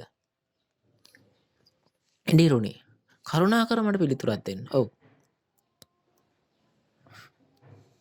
මෙතන මම මේ අපි මේක වෙන් කර දෙවියන් වහන්සේ පුත්‍රයා යක්ෂයාගේ පුත්‍රයා කවුද කියන එක හඳුන්වලා දැනගන්න. මේ දෙවියන් වහන්සේ පුත්‍රයාට දෙවියන් වහන්සේ පුත්‍රයා කියනවා, යක්ෂයාගේ පුත්‍රයාට යක්ෂයාගේ පුත්‍රයා කියලා කියන්න ඕනේ. අපි මේක දැනගන්න. අපිට නිකන් හැමෝටම යක්ෂයා කියන්නත් බෑ. මේ යේසුස් වහන්සේට මේ යක්ෂයාගෝ වගේ එහෙම වෙන්න බෑ. ඒතර අද දවසෙත් ඒක මොකද කරලා එඬිනේ කරුණාකරලා උත්තර දෙන්න. කරුණාකරලා මට කියන්න යක්ෂයාගේ පුත්‍රයා කවුද දෙවියන් වහන්සේ පුත්‍රයා කවුද කියන එක. මේකට කියන්න උත්තර දෙන්න බැරි නම් එතකොට එහෙනම් මේ කෙනාට යක්ෂයා කියලා බයින්නත් එපා මේ ලබ්ධිය කියලා බයින්නත් එපා. ඔබ මේක දන්නේ නැත්තම් ඕනම කෙනෙක් යක්ෂයෙක් වෙන්න පුළුවන්. ඕනම කෙනෙක් මිත්‍ර දෘෂ්ටිකයෙක් වෙන්න පුළුවන්. එතකොට එහෙම වෙන්නේ නැහැ. එතකොට මේ ලබ්ධිය යනු කවුද? ඇත්තටම මේ මෝඩ මිනිස්සේ මේ ලබ්ධිය කියලා කියන කෙනා තමයි මෝඩයා බඩපත් වෙන්නේ. දෙවියන් වහන්සේ වචනේ වෙනත් දෙයක් බව සාක්ෂි කරන ඒක දැකපු කෙනාට විතරයි මේක කියන්න පුළුවන්. බයිබලයේ කියන්නේ අහපුවා දැකපු මිනිස්සු විතරයි මේක සාක්ෂි කරන්න ඕනේ. එතකොට මේ අහලපුවත් නැති දැකපුවත් නැති කට්ටිය අරකයි මේකයි කියලා මේ එක එක විකාර කතා කියනවා. ඒගොල්ලෝ මිනිස්සු හදපු විශාල විවරණ අරගෙන මේ බයිබලයේ වෙන කොනකට විසික් කරලා ඒගොල්ලන්ට හිතන දේවල් කියනවා. ඇයි එහෙම කරන්නේ? එතකොට ඒගොල්ලෝ මිනිස්සුන් විසින් හදපු බොරු පොත් උගන්වනවා. එතකොට අදහස් එක එකගෙන මේක හොඳ දෙයක්ද? එන්නේ මේක කියන්න මට. මම මේක දන්නේ නැහැ. ඇයි මේක ඇත්තටම තාම මෙහෙම දෙයක් වෙන්නේ? කවුරුත් මේක දෙවියන් වහන්සේ පුත්‍රයස යක්ෂක පුත්‍රය කවුද කියන එක දන්නේ නැත්තේ ඇයි? ඇයි මේක මට කියන්න? කවුරු හරි කියන්න පුළුවන් ඔබෙන් අහන්න පුළුවන්. ඔව්. මම දන්නවා. එතන මගෙන් ඇහුවොත් කවුද? ඔබ මේක දන්නේ කොහොමද? මම මේක දන්නවා. ඔබ කොහොමද දන්නේ කියලා මගෙන් ඇහුවොත් මම දන්නවා මේක. මතෙව් 13:24 අපි ගිහිල්ලා බැලුවහම මෙතන කියන්නේ යේසුස් වහන්සේ තමාගේ කෙතේ හොඳ බීජ පිරුවා කියලා කියනවා. කෙසේ වුවද මේ සියලු දෙනා නිද්‍රෝපගතව ඉන්නකොට යක්ෂයා ඇවිල්ලා යක්ෂයාගේ බීජ වපුරනවා කියලා කියනවා. එතකොට මේ දෙවගේ බීජ එකට වැඩෙනවා කියලා කවද වෙනකන්ද අස්සන්න නෙලනකම්. මේ අස්සන්න නෙලන කාලෙදී දෙවියන් වහන්සේගේ දෙවෙනි පැමිණීම කාලයයි. එතකොට මේගොල්ලෝ දෙවගේ එකට වැටෙනවා. එතකොට අස්සන්න නෙලන කාලෙදී දෙවියන් වහන්සේ යේසුස් වහන්සේගේ මේ පැමිණ දේවදූතොත් එක්ක ඇවිල්ලා දෙවියන් වහන්සේ බීජෙන් උපන් අයව රැගෙන ගියා. යක්ෂයාගේ බීජෙන් උපන් අයව ඒ කෙතේම මිටිබැඳ දවන පිටස එහෙම දාලා ගියා. ඒ සභාවලම දාලා ගියා. එතකොට මම 37 ඉඳන් 39ට මම ඕගලන්ට ඒකත් ගිහිල්ලා වෙන්නන්න. මේ හොඳ බීජ කියන්නේ මොනවද? දෙවියන් වහන්සේගේ පුත්‍රයෝ. එතකොට කිරිඳි බීජ කෙනෙක් කොහොමද? යක්ෂයාගේ පුත්‍රයෝ කියලා කිව්වේ නැද්ද? මේක මේ විදිහට තමයි ලියවිලා තියෙන්නේ. එතකොට යක්ෂයාගේ බීජෙන් උපන් කිරිඳි තමයි කෙතේ ඉතුරු වෙන්නේ. එතකොට අස්සනේ ලිපු කට්ටිය ඒගොල්ලෝ දෙවියන් වහන්සේ පුත්‍රයෝ නෙවෙයිද? මේ විදිහට තමයි තේරුම් ගන්න. මේක දැනගන්න නොතේරුම් කමකට ඉන්නා කියන එක කිසිම තේරුමක් නැහැ. එතන මේ වචනේ දෙවියන් වහන්සේගේ පුත්‍රයන් යේසුස් වහන්සේගේ වචනේ මේක බොරුවක් කියන්න පුළුවන්ද අපිට? මේක බොරුවක් මේක ලබ්ධියක් කියලා එහෙම කියන්න පුළුවන්ද එහෙනම්? ඔබ එහෙම කියනවා නම් බයිබලය අරගෙන යන්නේ. එහෙනම් නිකන් එක පැත්තකට දාලා තියන්න. අපි මේක හරියට පැහැදිලි කරගමු. අපි කියමු මේ දෙවියන් වහන්සේ පුත්‍රය සහ යක්ෂගේ පුත්‍රය අතර තේරුම් ගන්න ඕනේ. මේක බයිබලේ ලියවිලා තියෙන දේ බොරු කියලා කියන්න බෑ යෝහන් 10:35ට අනුව. එතකොට ඔබ කියන්නේ මේ බයිබලේ විසික් කළා දාන්නද කියන්නේ? අපි මේක හරියට සාතික කරගෙන ඉන්න ඕනේ. එතකොට මිනිස්සුන්ට මේක දන්නේ නැතුව මිනිස්සුන්ට මේ සාතන් යක්ෂයා ලබ්ධිය කියලා යන්න එපා. මේක කරන්න එපා. ඔබ කියපු ලබ්ධිය කියපු මිනිහා එයා ලබ්ධියක් නොවුනොත් මොකද වෙන්නේ? එතකොට මේක වෙන් කරන්න බැරි කෙනා මෙහෙම කියන්න නරකයි. මේක නිසා තමයි අපි මේ දේවල් කරන්න නරක. එතකොට අපි මේ අස්ස නෙලිපු කට්ටිය සහ අස්සනු නෙලිච්ච කට්ටිය මේ අස්සන ලැබු කට දෙවනන්ස පුත්‍ර නෙලිච්ච නැති කට්ටිය යක්ෂ පුත්‍රයෝ මේක ඔයගොල්ලන්ට විශ්වාස කරන්න බෑද මේක බැහැ කියන්න පුළුවන් ද ඔයගොල්ලන්ට මේක ගැන හිතලා බලන්න. අපි දෙවියන් වහන්සේගේ පුත්‍රයාගේ දෙවෙනි පැමිණීම කාලේ අස්සන් නෙලන කාලේ ඉන්නේ. අපි දැන් අලුත් ආස අලුත් පොළොව ගැන තමයි දැන් අපි කතා කරේ. එතකොට අපි දැන් තාම සාක්ෂි මණ්ඩප දේවමාලිගාව ගැන කතා කරේ නැහැ. එතකොට සාක්ෂි මණ්ඩප දේවමාලිගාව මේක වචනාර්ථය කියන විදිහට මෙතන මේ සාක්ෂිය ලබා දෙන දේවමාලිගාව. එතන මොකක්ද සාක්ෂි දරන්නේ? එතකොට සාක්ෂි මණ්ඩප දේවමාලිගාව කියනවා නම් එහෙනම් මේ දේවමාලිගාව මෙතන තමයි දේවමාලිගාව කියන එකම කියන්නේ මොකද්ද? දෙවියන් වහන්සේ ඉන්න තැන. මෙතන දේවමාලිගාව වුණාට මෙතන තාම සාක්ෂියකුත් දෙනවා කියලා තමයි කියන්නේ. මෙතනදී කියලා තියෙන කොහොමද මේ ස්ථානයේ තමයි ජයග්‍රාහකයා එළිදරව් 12 දී එකට එකතු වෙච්ච තැන. ඔවුන් තමයි මේ ඔළුව හිස සහ අං 10 මකරා මේ එළිදරව් 13 ඉන්න කට්ටියත් එක්ක එළිදරව් 12 සටනක ජය ගන්න. මෙතන සාක්ෂි මණ්ඩප දේවමාලිකාව කියන්නේ මක්නිසාදයක් මේ ජනතාව ඒගොල්ල මේ මකරාගේ කණ්ඩායම සටන් කරලා වුණ පරාජය කළ බැවින්. එතකොට මේගොල්ලෝ ජයග්‍රහණය කරා. එතකොට මේ හැමදේම දැක්ක ඒගොල්ලෝ. අපි හරියට දන්න ඕන ගන්න යක්ෂයා කියන්නේ කවුද කියන එක ගැන. ඔව්. ඒගොල්ලෝ දන්න යක්ෂයා කියන්නේ කවුද කියන එක ගැනත්. ඒගොල්ලෝ සටන් කරපු නිසා ඒගොල්ලෝ දන්නවා. එළිදරව් 13 දී ඔවුන්ගේ ගණන ඔවුන්ගේ රූපය මුර්ගයාගේ නාමයෙන් ගන්නු ජයග්‍රහණය කර කට්ටිය. ඕගොල්ලෝ එතනින් එළියට ඇවිල්ලා එළිදරව් 15 රැස් වෙනවා කියලා කියනවා. මේ ඒගොල්ලෝ රැස් වෙන ස්ථානය තමයි සාක්ෂි මණ්ඩප දේවමාලිගාවට පත් වෙනවා කියලා කියන්නේ. මක්නිසාදත් ඒගොල්ලෝ හැමදේම දැකලා අහපු දෙයි. ඔවුන් හැම දෙයක්ම එළිදරව්වේ සැබෑව දැක්කා. එළිදරව්වේ සියලුම සැබෑව. මේක තමයි ඒගොල්ලන්ට සාක්ෂි දරන්න පුළුවන්කම ලැබෙන්නේ. මේ නිසා තමයි සැබෑව සාක්ෂි දරන්න පුළුවන් වෙන්නේ. එතකොට එහෙනම් මේ සාක්ෂි මණ්ඩප දේවමාලිගාව කවද ඉෂ්ට වෙන්නේ? මේ එළිදරව් 12 ජයග්‍රාහකයෝ එන්න කලින් මේ ස්ථානය තිබෙන්නේ නැහැ. මේ මකරා හා මකරාගේ කණ්ඩායම සටන් කළ ජයගත්තට පස්සේ තමයි සාක්ෂි මණ්ඩප දේවමාලිගාව පෙනිසිරෙන්නේ. මේක දැකපු කට්ටිය තමයි සාක්ෂි මණ්ඩප දේවමාලිගාව බඩපත් වෙන්නේ. ඒගොල්ලෝ එළිදරව් පොත දැකපු නිසා මේ ඉෂ්ටි සිද්ධිය දැකපු නිසා උන්සන් සටන් කළ පිටත වෙන්නේ. ඒගොල්ලෝ කොයිතරම් හොතට මේක දන්නවා කියලා හිතන්නේ. මෙතන මණ්ඩපයක් තියෙනවා. මේක ඉෂ්ට වීම සිද්ධ වෙන්නව තැනක්. එතකොට මේක හරියට මේ ළමයට නමක් දානවා වගේ සාක්ෂි මණ්ඩප දේවමාලිගාව කියලා නමක් දාන්න බෑ. මේකේ ලොකු තේරුමක් තියෙනවා. ඔව් මේ නම සාක්ෂි මණ්ඩප දේවමාලිගාව. එතකොට මේ සාක්ෂි මණ්ඩප දේවමාලිගාවේදී තමයි මේ එළිදරව්වේ සියලුම දේවල් සිද්ධ වෙන ස්ථානෙ බඩපත් වෙන්නේ. ඊට පසුව මේ ජයක් සටන් කළ ජය ගැනීම. ඊට පසුව සාක්ෂි මණ්ඩප දේවමාලිගාව ඊට පස්සේ තමයි පෙනී සිටින ගන්න. එතකොට මේක මේ සාම්ප්‍රදායික සභාවක් විදිහට නෙමෙයි. මේක මේ එළිදරව්වේ ඉෂ්ට වෙන්න කලින් තිබ්බ සාම්ප්‍රදායික සභාවක් නෙමෙයි. එතකොට එහෙනම් මොකක්ද සිද්ධ වෙන්නේ? මේ සාම්ප්‍රදායික සභාන් වලට එළිදරව් ඉෂ්ට වෙන්නව කාලෙද මොනවා වෙනව ඇද්ද? එතකොට මෙතන ලියලා තින්නේ මතේ 8:11 ඉඳන් 12 මේක කියලා නැද්ද? සාම්ප්‍රදායික සභාවන් ඒවා මේ අයින් වුණාම ඒ දත් පිටි කෑම වෙනවා කියලා කියනවා. එතකොට මේ සාක්ෂි මණ්ඩප දේවමාලිගාව මේක සිද්ධ වෙන්න ඕන දෙයක්. එතකොට එතනට තමයි මේ අස්සන් නෙලන කට්ටියව ගේනවා කියලා කියන්නේ. ඔව් ඒක හරියි. සාක්ෂි මණ්ඩප දේවමාලිගාව ඒක නිර්මාණය කරනු ලබන්නේ මක්නිසාදයක් ඒක තමයි සාක්ෂි දරන ස්ථානය. මේ එළිදරව්වේ සිදුවීම් පෙනී සිටීම ජයග්‍රාහකයා පෙනී සිටීමෙන් පසුව පෙනී සිටින දේ.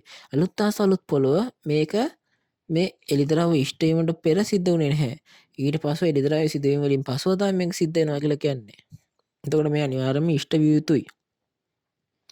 එතකොට මේ සාක්ෂි මණ්ඩප දේවමාලිගාව මේක පෙනී සිටියේ මේ මූර්ගයා කෙනෙක් ජයග්‍රහණය කරලා ජයගත්ත නිසා තමයි මේක පෙනී සිටින්නේ. මේක නිසා තමයි ඒක සාක්ෂි මණ්ඩපය බඩපත් වෙන්නේ. එහෙනම් අපි හිතලා බලන්න ඕනේ මොකක්ද එන අපි දැනගන්න ඕනේ කියන එක. මේ එළිදරව්ව තුළ මේක මේ අලුත් ආස අලුත් පොළොව පමණක් විතරක් නෙමෙයි තියෙන්නේ. මේ ජයග්‍රාහකයෝ රැස් වෙන සාක්ෂි මණ්ඩප දේවමාලිගාව පමණක් විතරක් නෙමෙයි තියෙන්නේ.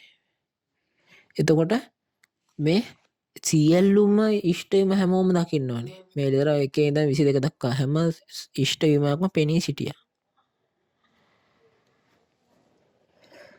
එතකොට අපි මේ යේසුස් වහන්සේ මේ පළමු පැමිණීමේදී මේ යේසුස් වහන්සේ සියලුම දේවල් සාක්ෂි දැරුවට පස්සෙත් විශ්වාස නොකරු දෙව්වෝ වගේ වෙලා හරියන්නේ නැහැ. ඒ වෙනුවට අපි කරන්න ඕනේ මොකද්ද? ඉෂ්ට වෙච්ච දේ ඉෂ්ට වෙලා ඉවරයි දැන්. ඒක දැන්ටම අවුරුදු 2000ක් ගිහිල්ලා තියෙනවා. යේසුස් වහන්සේ අපිව මේ අපිට මේ අනාගත වාක්‍ය කියලා අවුරුදු 2000ක් ගිලා තියෙනවා. එතකොට මේක අද දවසේ වෙනකන් සාක්ෂි දරන්න බැරි වෙලා හිටියේ ඇයි? එතකොට එහෙනම් දැන් සාක්ෂි දරන්න පුළුවන් වෙලා තියෙන්නේ මේකේ සාක්ෂිය තියෙන නිසා. එහෙනම් අපි මේක දැනගන්න ඕනේ කාරණේ. මේ අවස්ථාව වෙනකන්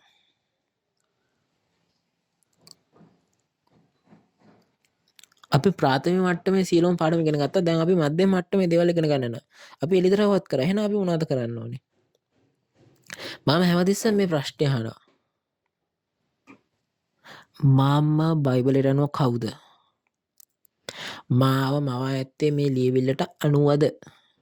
මම මේක හැමතිස්සෙම අහනවා. එතකොට අපි ඇත්තටම මේ බයිබලයට අනුව නිර්මාණය වෙලා තියෙනවද? එළිදරව් ඉෂ්ට වෙන කාලේදී මේක නැවත නිර්මාණය කරන කාලය. එළිදරව් පොත ඉෂ්ට වූ විට ඒක තමයි මේ කලින් දේ අවසන් කරලා අලුත් දේ නිර්මාණය කරන කාලය. එතකොට මේක තමයි මේ මිනිස්සුගේ හදවත මනස හදවත අලුතෙන් නිර්මාණය වෙන කාලය. ඒක නිසා තමයි කියන්නේ අපි මේ නැවත ප්‍රතිෂ්ඨාපන කාලෙට ඇවිල්ලා තිනවා කියන එක. එතකොට මේ ප්‍රතිෂ්ඨාපන කාලයේදී ඒ කාලේ ඒ කලින් කාලේ හිටපු එඬේරු සභා සමාජිකයන් ඒගොල්ලෝ මේකෙන් ගැලවෙන්නේ නැහැ. කිසිම කෙනෙක්ටවත් මේක නිකන් හිටිය කියලා ගැලවෙන්න බෑ. කිසිම ගැලවීමක් නැහැ. එළිදරව් පොතට එකතු කරලා හෝ අඩු කරපු කට්ටියට ගැලවීමක් නැහැ. එතකොට මේ වචන මගේ මිනිස්සුගේ වචන නෙමෙයි. මේවා තමයි යේසුස් වහන්සේගේ වචනේ බලපත් නැහැ. එකතු කළොත් අඩු කළොත් ස්වර්ගයට යන්න බෑ කියලා කියනවා. එතකොට එහෙනම් අපි හැමෝටම මේ එකතු කරන්නත් නරකයි අඩු කරන්නත් බෑ. එහෙනම් අපි තේරුම් ගන්න ඕනේ අපි මේ සියලු දේ හරියට අපි මේ ආපුසා දැකපු තැනැත්තාගෙන් මේක අහලා දැනගන්න ඕනේ නොවේද? ඔව්. ඔබ අනිවාර්යයෙන් මේක පරීක්ෂා කරලා විශ්වාස කළ යුතුයි. ඔබ මේක දන්නේ නැත්නම් ඔබ එහෙනම් දන්න කෙනෙකුගෙන් අහන්න ඕනේ. කොහෙන්ද? සාක්ෂි මණ්ඩප දේවාලිකාවට ගිහිල්ලා මෙතනට ගිහිල්ලා තමයි අහන්න ඕනේ. එතකොට මම මේ හැමදේම දැකලා තියෙන නිසා. එතකොට මේක අපි ගිහිල්ලා විශ්වාස කරලා දැනගන්න ඕනේ නේද? දෙවියන් වහන්සේ මේ හැමදේම සූදානම් කර ඇති අතර එළිදරව් 1 සිට 22 දක්වා මුළු සිද්ධියම දුටු අය ඉන්නවා. මෙතනින් ඇහුවොත් ආයේ කිසිම කෙනෙක්ට නොදන්නා පරිදි අපිට දැනගන්න පුළුවන්. එතකොට මේ ඔබේම සිතුවලට වැඩිය ඔවුන් සමග දුක් විඳීම නොකළ යුතුයි. ඔබ දන්න කෙනෙකුට සවන් දෙන්න ඕනේ. එතකොට එක යුගයක් අවසන් වෙලා මේ අලුත් යුගයක් නිර්මාණය වෙනවා. එතකොට අලුත් අහස අලුත් පොළව ඒක මේ පළමු අහස පොළොව ආව ගියාට පසුව තමයි මේක සිද්ධ වෙන්නේ. එතකොට අලුත් අහස අලුත් පොළව ඊට පස්ව තමයි සිද්ධ වෙන්නේ. ඊට පස්ව තමයි ශුද්ධ නුවර අලුත් ඉරසම පොළොව මත පිටට පැනනවා කියලා කියන්නේ. මේ ස්ථානය තමයි දෙවියන් වහන්සේ ඉන්න එකතු වෙන ස්ථානය. එතකොට මේ සාක්ෂි මණ්ඩප දේවමාලිකාව තමයි දෙවියන් වහන්සේ මේ ස්ථානයේ එකට එකතු වෙනවා. ඔව්. මේ ජයග්‍රාහකයාත් එක්ක තමයි එකතු වෙන්නේ. එතකොට මේක තමයි එළිදරව්වේ සාක්ෂිය බඩපත් වෙන්නේ. මේක අහන්න ඕනේ ජයග්‍රාහකය ලබාගත් කෙනාගේ එළිදරව් 15 ජයගත්තා කියන තමයි එන්න ඕනේ. එතකොට මිනිස්සු මෙතනට ඇවිල්ලා සාක්ෂි මණ්ඩප දේවමාලිකාවේ අහන්න ඕනේ. ඕන එක අනිවාර්යෙන්ම තේරුම් ගන්න ඕනේ. එතකොට තමයි ඔවුන්ට සැබෑ ඇදහිලිවන්තයෙක් බවට පත් වෙන්න පුළුවන්. සැබෑ ධර්මිෂ්ඨ බවට පත් වෙන්නේ. එතකොට එඬේරෙන්නේ මේ වචන ඉගෙන ගන්න. මේ එඬේරුන්ට අනිත් අයටත් මේක කියලා දෙන්න. එතකොට මේ ඔගොල්ලන්ගේ සභාවැසියෝ නටන්න පුළුවන් මේ මම නටන විතර. එතකොට මම නටන්න ඕනේ නැහැ එහෙනම්.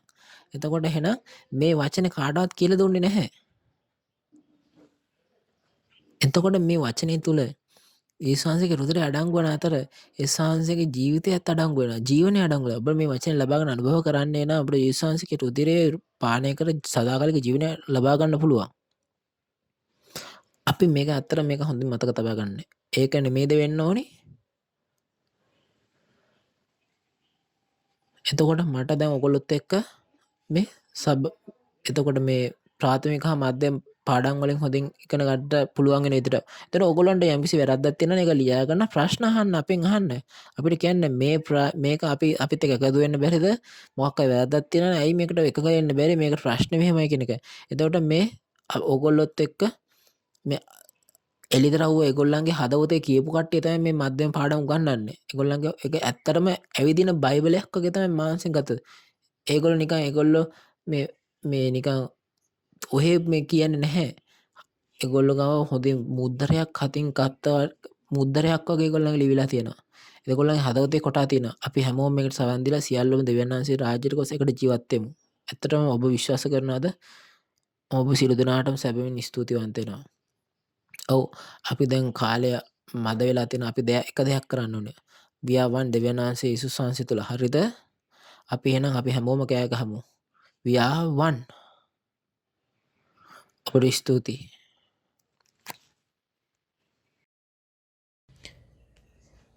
අපි නැවත වතාවක් අපේ සභාපතිතුමාගේ වටිනා වචනවලට නැවත වතාවක් ස්තුතිවන්ත වෙමින් අත්පොසන්නාදයක් ලබා දෙමු. අද දවසේ එළිදරව්වේ පොරොන්දුව යේසුස් වහන්සේ පොරොන්දු පරිදි අද දවසේ එළිදරව් තුලින් ඉෂ්ටි වී තිබවත් අපි අලුත් හා අලුත් පොළොව සහ සාක්ෂි මණ්ඩප දේවාලිකාවේ සැබෑව හඳුනාගත හැකි ඒ අර්ථය දැනගෙන බවත් පමණක් බවත් එතුමාන් වහන්සේ අපට පැවසීය. ඉදිරියේදී පැවැත්විය නියමිත මෙම සම්මන්ත්‍රණය තුළින් බයිබලය තුළ මාය කවුරුද යන්න ඔබට නිසකව අවබෝධ වන ඇති බවත් සෑමකටම ස්වර්ගයේ සහ සදාකාලික ජීවනයේ පිළිබඳ බලාපොරොත්තුව සාක්ෂාත් කර ගැනීමට හැකි වනු ඇතැයි මම බලාපොරොත්තු වෙමි. අපි දෙවියන් වහන්සේ ස්තුතියි පුද කරමු. ශුද්ධ වූ සහ අති උසස් වූ පියන්නේ දෙවියන් වහන්සේ එළිදරව් පොතේ අලුත් පොළොව සාක්ෂි මණ්ඩප දේවමාලිකාව පිළිබඳ සැබෑව අපට අවබෝධ කරගත හැකි වන පරිදි පොරොන්දු එඬේරාගේ සභාපතිතුමා තුළින් අපට එළිදරව් වචනය ලබා දීම ගැන අපි ඔබ වහන්සේට ස්තුතිය සහ අපේ ආත්මයෙන් ස්තුතිය පුද කරමු. ඔබ වහන්සේගේ පාරණ ගුසුමේ අනාගත වාක්‍ය සහ සැබෑ විශ්වාස කරන්න කනම් අද සාක්ෂි දරන අලුත් ගුසුමේ අනාගත වාක්‍ය සැබෑ විශ්වාස කරන්නේ කෙසේදයි ඔබ දන්නවා ඇත. මේ වචන අසන සියලුම ආත්මයන්ට පැරණි හා අලුත් ගුසුමේ අනාගත වාක්‍ය සහ ඉෂ්ටම අවබෝධ කර ගැනීමට සහ ස්වර්ග රාජ්‍ය සියලුම මනුෂ්‍යයන් වීමට උපකාර කළ මැනව. අනාගතයේදී මෙහෙවර මධ්‍යස්ථානයේ දේශකවරුන් හරහා පරිච්ඡේද 90 පැරණි සහ අලුත් ගුසුමේ එළිදරව් පිළිබඳ සාක්ෂිය ලබා දෙන විට ලෝපුරා සිටින සියලුම මනුෂ්‍යයන්ට ඔවුන්ගේ මනස සහ හදවත තුළින් මුද්‍රා තැබිය හැකි වන පරිදි ඔවුන්ට කරුණා ලබා දෙනු වෙනව. ඒ තේරුම් ගැන විශ්වාස කිරීමට ඔවුන්ට උදව් කළ වෙන ඔවුන් සබා දිලිවන්තයන් බවට පත් කළ මැනව. එබැවින් දෙවියන් වහන්සේගේ සත්‍ය තුළ අප සියල්ලන්ට එකක් වී එක්ව ස්වර්ග රාජ්‍ය ආශිර්වාද ලබාගෙන ඩොක්යුමන්ට් පෙන්වුම වෙන මේ සියලුම දේවල් යේසුස් වහන්සේගේ ශුද්ධ නාමයෙන් යාඥා කරමි. ආමෙන්. ඔව් අපි ද්විතීයික පාඩම අංක 1 පූර්ව ප්‍රචාරක පටය එක්වරක් නරමු. දෙවියන් වහන්සේ අනාගත වාක්‍ය පවසන අතර එය සෑම විටම ඉෂ්ට කරන තැන් වහන්සේය.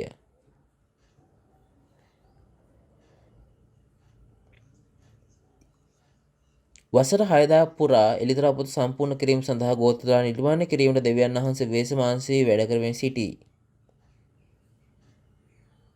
දෙවියන් වහන්සේ අනාගත වාක්‍ය පවසන අතර සෑම විටම එය ඉෂ්ට කරන තැන් වහන්සේය.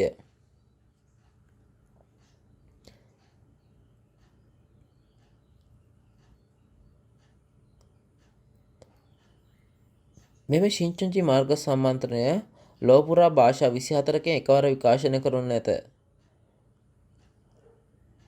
අද ඔබට ඇසුණු පණිවිඩයට අමතරව ශිංචන්ජි යේසුස් සභාව සහ ඉගැන්වීම් පිළිබඳ තවත් ප්‍රශ්න විමසීම් තිබේ නම් කරුණාකර තිරේ පෙන්ව ඇති 1 ගෝත්‍රයේ නීති අංකය අමතන්න. අපි ඔබට සවිස්තරාත්මක සහ කාරුණික මඟ පෙන්වන්නෙමු. මම ශිංචන් ස්වාමීන් වහන්සේ අපට ඉගැන්වූ ස්වාමීන්ගේ යාඥා ශිංචන්ජි මාර්ග සම්මන්ත්‍රණය අද දවසේ ක්‍රියාපටිපාටි අවසන් කරමු. අපි යාඥා කරමු. ස්වර්ගයේ වටසන අපගේ පියාණනි, ඔබගේ නාමයට ගෞරව වේවා. ඔබගේ රාජ්‍යය වේවා. ඔබගේ කැමැත්ත ස්වර්ගයෙන් මෙන් පොළොවේද කරවනු ලැබේවා. අපගේ දවස්පතා භෝජනය අපට අද දවසේදී ලබා දුන මැනව. අපේ නායකයන්ට අප කමා කරන්නාක් මෙන් අපගේ නායකත් කමා කළ මැනව. පරීක්ෂාවන්ට අප නොපුණුවා නපුරාගෙන අප කළවා ගත මැනව. රාජ්‍යද බලයද මහිමේද සදාකාලට ඔබ වහන්සේගේය. ආමේන්. මෙතෙක් වේලා අප සමග රැඳී සිටි ඔබ සැමට ස්තුතියි.